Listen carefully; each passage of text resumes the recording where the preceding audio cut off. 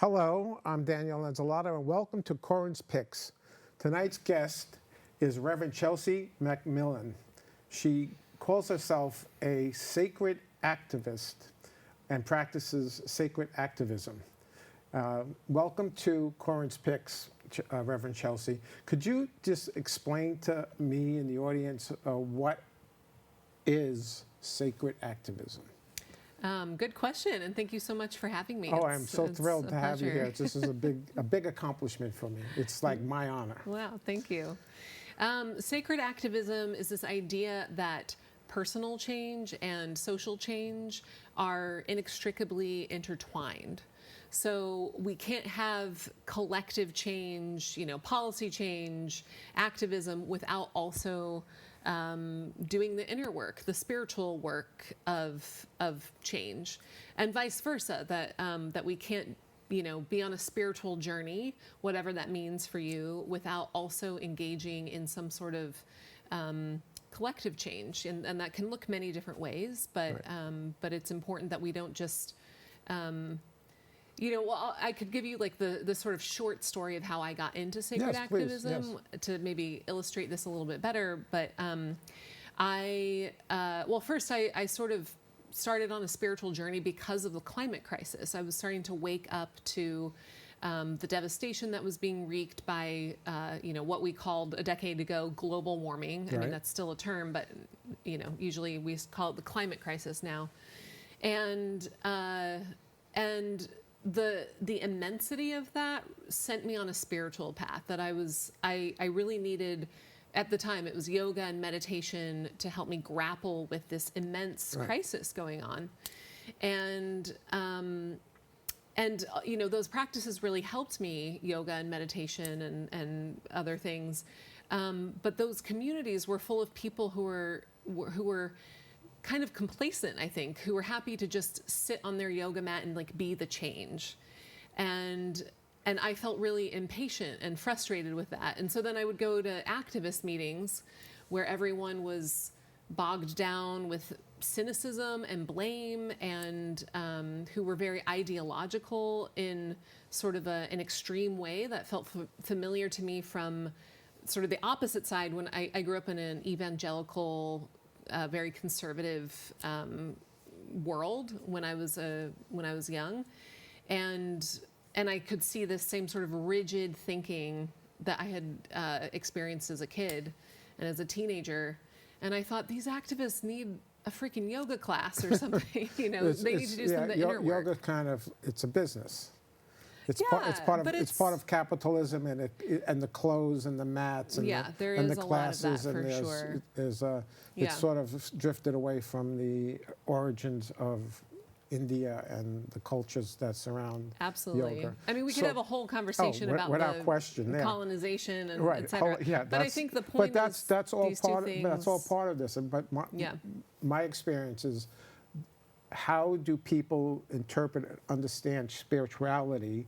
And it's not really attached to any particular religion. It's not a religion unto itself.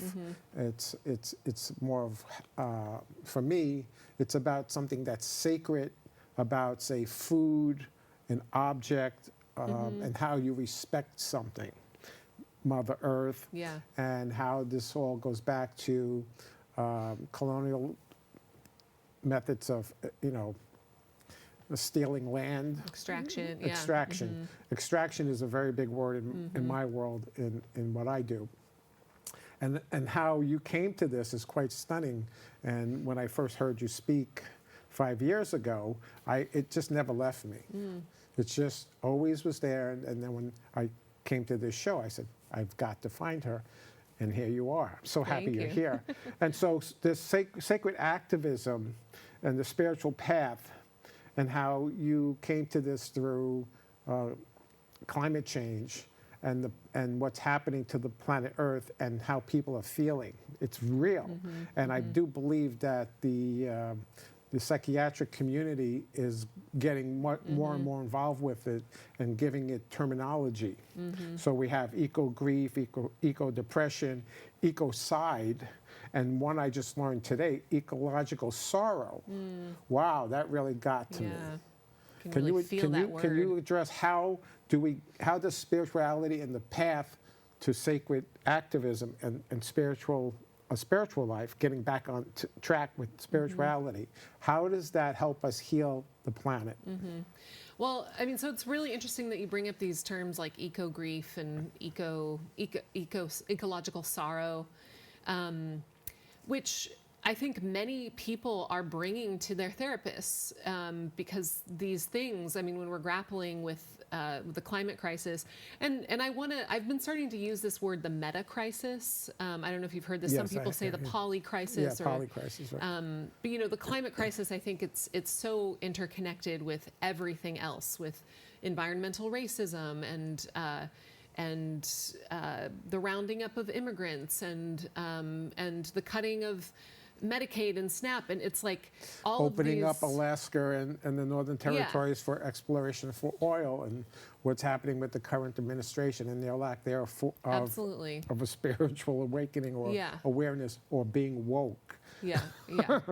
Is being woke part of being on a spiritual path? Yeah. Well, that's a good question. I mean, I think, you know, kind of like I was saying before, I don't think you can really be on a spiritual path that is totally self-serving, that it actually, I think authentic spiritual paths will naturally bring you to love of humanity, love of the earth, not seeing ourselves as separate from the earth. And I think that's where these two things, you know, all of these things really intersect. And I think earth grief is really a part of that. I think it's a recognition that we, you know, often feel separate from this earth. And I think psychologists are trying to, you know, address these issues. You know, eco-grief brings up sorrow, it brings up rage, it brings up despair, it brings up all of these things, all of these emotions. But I think at its core, this is a spiritual crisis. It's not a psychological crisis. Because what it's bringing up are these questions that I think are inherently spiritual in nature, which is, why am I here on this planet? Well, that's the great existential question. Exactly. But what kind of tools do you have? What kind of tools do you give to your congregation or individuals that may come to you and say, I'm suffering from this, and then you identify it, or you start to whittle away to say you're suffering from some kind of ecological grief or depression. What are the tools that you give to a person to help them ground themselves into a better feeling about what's happening? Because it's really everywhere we turn. Absolutely. Well, the first thing is the way that this shows up in my life and my work mostly is in, I do spiritual direction, a one-on-one, but also in groups. And sometimes I often frequently host climate grief groups. And so we sit in circle together. And I think one of the first things that we do is to honor the grief and acknowledge and sit with those difficult emotions that arise with the climate crisis, with the meta crisis. And once we do that, then we can move into more, I don't want to say like positive or productive. I mean, there's certainly parts of that, but I think the first step is to really be present with the gravity of our situation. And I think most of the time people are trying to bypass that. But I think is that through denial or the hopes? Yeah, it turns out it shows up as denial, disillusionment. One of my teachers is Andrew Harvey, and he has what he calls the 5 shadows of an activist. Sounds Jungian to me. Yeah, it's that's probably pretty apt, but I won't go through all of them now, but it does show up in disillusionment, despair, denial, all of these things. And but when we really sit with it and we don't deny these feelings, then we actually expand our emotional capacity and our, I think, spiritual capacity to grapple with what's happening to our earth and everything that's happening on our earth at this time. And then we can move into, okay, how is grief asking us to show up and live in different ways on the planet? That we, we can't get through this time without changing some of the ways that we live. And so I think that's changing our relationship to planet Earth and recognizing ourselves as part of it. Okay. Do you recommend people changing their consumption habits or their eating habits and the way they shop? Is that part of your strategy? I think it is fine and good for people to live in line with their values and consume as such. But I think that what I've often seen, I've spent a lot of time with climate activists on the left, and I think a lot of times people sort of get lost in their carbon footprint and their ecological impact. And I think those are really good questions to ask. But I think what's happening when we're thinking about what we're eating and how we're engaging in transportation and all these things is that's like the first step to looking at our relationship to the earth. But sometimes people get kind of lost in the carbon footprint. And I actually think that we have more power when we get together and we put pressure on these big companies that are selling us plastic goods that we don't need, and putting the pressure on the individual. I want to get back to that. We're Yeah. gonna break for a public service announcement. Great. I like that.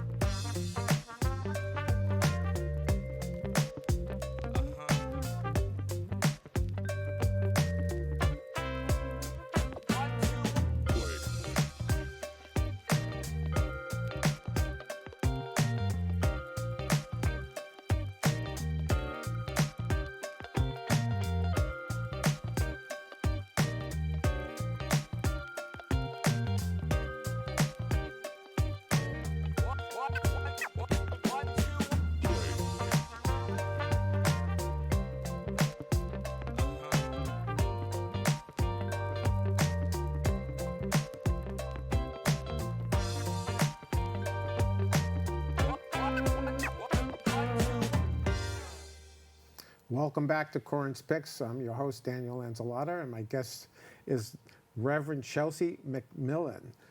We were talking about sacred activism. You were just mentioning plastics and things of that nature, things that are not really too spiritual. And it's a very close subject matter to me and what I do. And that kind of segues into something about capitalism and spirituality and consuming and shopping and filling a void, perhaps. And I see capitalism as an impingement on the spiritual path and how we can get lost in that consuming and trying to fill something up that can't be filled up with material goods. Can you expound on that? Yeah, well, I think you talking about filling the void is sort of the key part of this, which is, I think,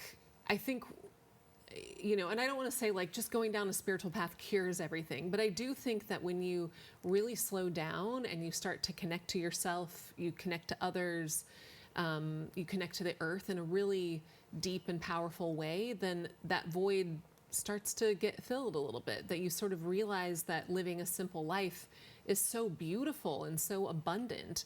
And so to me, that's sort of the most important piece of it, is to see what really fills you up, and to recognize that you are already whole, you're already part of this big, beautiful earth. And that's, I think, a blessing and something amazing.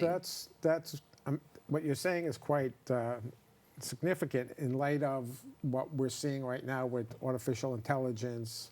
Yeah. And devices and VR and artificial this and that and gaming and always being distracted or pulled away from some other some connection, and being an individual with goggles on with this iPhone and laptops and technology. I find this really kind of horrifying. It's kind of scary to me where this is all leading, and that a spiritual quest or spiritual experiences, what do they say? We're beings having a spiritual experience. Or spiritual beings having a human experience. Right. Yeah. I'm like, is that really happening? And then you come along, and you're speaking to sacred activism, being a sacred activist, and I have not, until just today when I was doing further research about it with Paul Hawkins, and right up until this morning, he's the only other person that's addressing what you've been speaking to. Could you talk about your center, what you do at your center? Sure. Well, Brooklyn Center for Sacred Activism is a very, it's a burgeoning community of people who recognize that their spiritual life is not separate from their activist life. And those things can really mean something different. I mean, first of all, what I mean is that each of those words, spirituality and activism, can mean a lot. And I do think that they're sort of hard to define, but I think spirituality shows up in many different ways for people. And certainly some people in our community are serious practitioners of a particular tradition. We have Christians, we have Jewish folks, we have Buddhist practitioners. But we also have people who are more, might call themselves spiritual but not religious, or interspiritual, which agnostic. Or and so I think spirituality can kind of hold all of that. We do sort of center our work, like part of our spiritual life together is engaging in contemplation, so silent meditative practice. And there are many ways to do that, but to really slow down the mind and connect to something greater than ourselves is really an important part of our practice, both individually and collectively. And then activism, the same, sort of the same thing, is that can show up in many different ways for people. Some of us engage in a lot of direct action, so we're protesting a lot. Some of us are advocating at the city level, the state level, the federal level, engaging with our legislators. Others are engaging in direct service, like volunteering at a food bank, or things that are sort of in the moment. Do you have artists who are actively We have involved? Artists, absolutely. Are they using their art as a platform to have a voice to what the issues are around, say, climate change, and their art is speaking to this? Absolutely. And I think actually that it sort of brings me to another important piece about sacred activism, is that I think at its heart, it's really about consciousness change. So spiritual practice is about changing your personal consciousness. And then activism is about changing the collective consciousness. And I think artists and faith leaders and people who have a voice, have a platform, really have an important role to play in helping to change the collective consciousness. And actually, I think direct action can do the same thing, especially if it's done from like a really creative, and I think spiritually rooted place, where we're really coming from a place of love. We're coming from a place of knowing our inherent abundance and blessing of living on this planet. This is very intriguing to me, this entire subject matter, and how we experience, say, an object, and how in this culture that an object, say it's an iPhone, this object can be purchased anywhere in North America, and it's going to be basically the same object, and how everything is replaceable.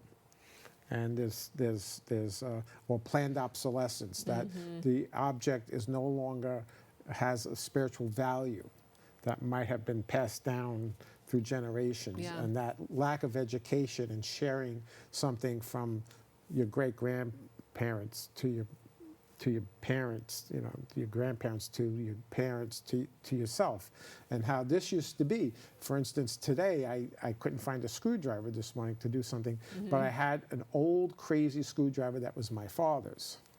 And I haven't touched that thing in 100 years. And I looked at it, I was like, wow, that's my father's. Wow. And I held it, and it just brought back a lot of incredible memories. Yeah. That object that I haven't really seen or touched, it just happened to be right in the drawer when I opened it. It just had his spirit in it, and I said, I'm going to use it. It was difficult to use because it was so messed up, but I still enjoyed the challenge of feeling that in my hand. Yeah. And that sort of thing. And I think that's not in the culture anymore. Yeah. I mean, because everything is replaceable, everything is new, everything is fresh and shiny and bright and this, and you can go to any store right now, and you break it, you buy a new one.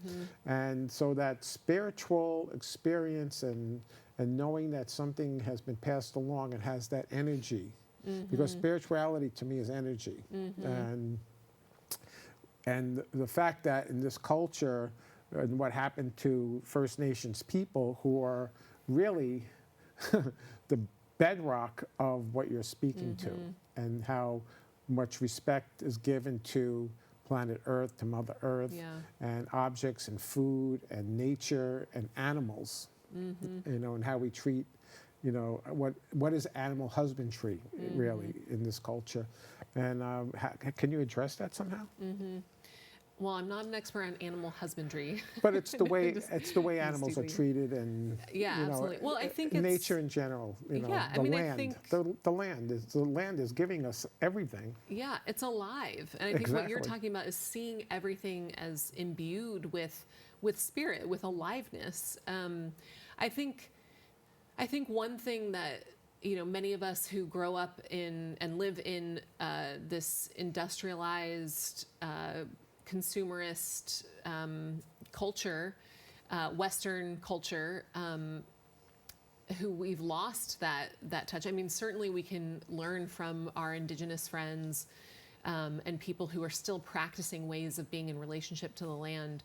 And I think one thing that we can do is, I like to sort of phrase it as we need to re-enchant ourselves to the world. I like that. It's some might call it animism, like that's a thing, and there's still animist cultures. And I think you're bringing up a great point. Like, what would it mean for us to re-enchant ourselves to the world, to really be present to and aware of the aliveness in everything? And I think an iPhone, everything in that iPhone did come from the earth in some shape or form. Right, and some of it's not pretty. Yeah, exactly. I don't think the iPhone is there to really help us connect to the earth, but I think even just taking a moment to be like, oh yeah, that actually, everything that we know, everything around us did come from the earth.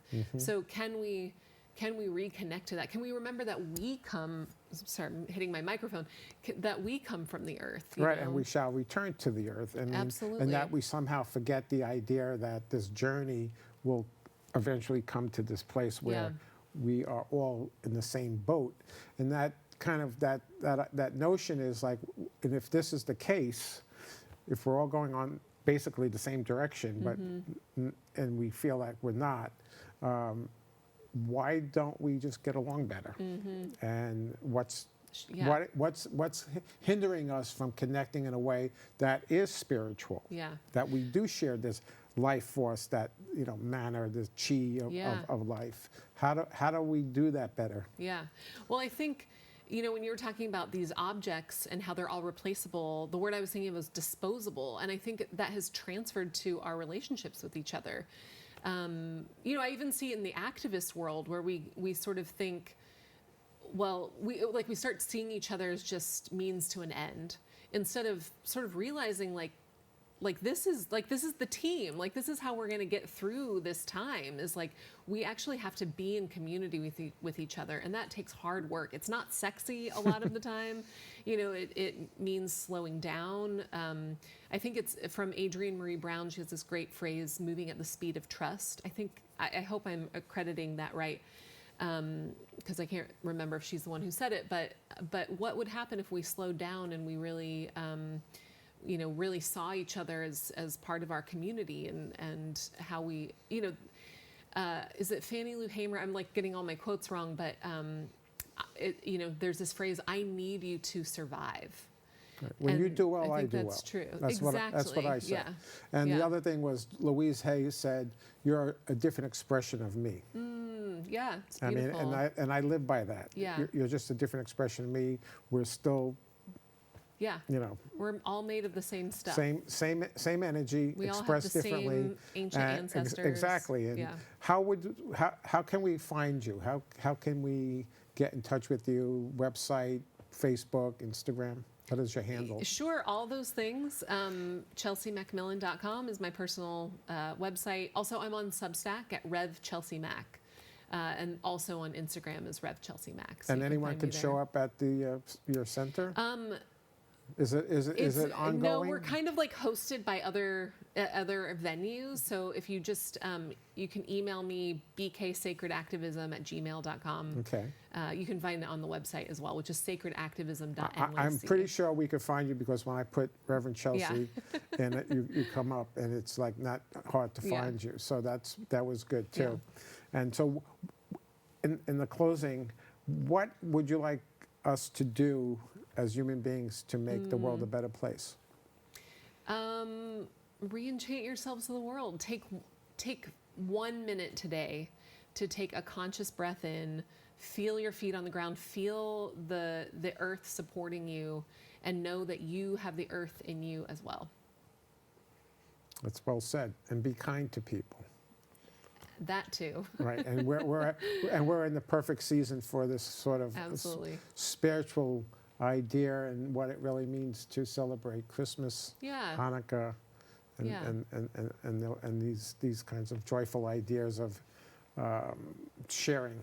And I think finding light in the darkness, and not darkness as a bad thing, but as the unknown, that we're in this time of unknown together. It is unknown, very much so. We're going to be wrapping it up. I want to thank you for coming from Brooklyn all the way up to the Bronx. Yeah, thank you. It's been a real pleasure. I feel like I've accomplished something. It was. I was hoping for the best, that that this would happen, and it has happened. I'm very, very, very happy that you did this. Thank you again. Thank you. Pleasure to be here. I'ma show you how to party.